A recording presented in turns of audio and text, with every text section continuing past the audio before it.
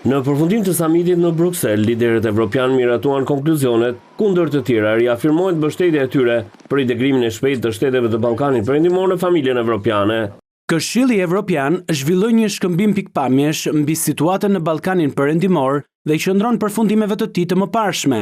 Bashkimi Evropian do të vazhdojë të punojë ngushtë me shtetet e Ballkanit Perëndimor dhe të mbështesë përpjekjet e këtyre shteteve për reforma në rrugën e tyre drejt antarësimit në BE.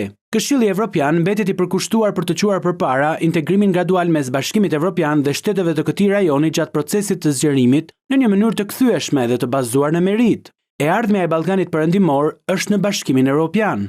Ndër shtetet e rajonit, Shqipëria dhe Mali Zi janë në pararojë të procesit të zgjerimit. Podgorica mbylli këtë të premte një tjetër grup kapitullish negociues, ndërsa Tirana do të hapë zyrtarisht grup kapitullin e parafundit në ditën në vijim me nisjen nga puna të presidencës daneze të Bashkimit Evropian. Deri në fund të këtij viti synohet që të hapen plotësisht të gjithë kapitujt, në mënyrë që negociatat teknike të mbyllen në vitin 2027 me objektiv antarësimin e Shqipërisë në Bashkimin Evropian në vitin 2030.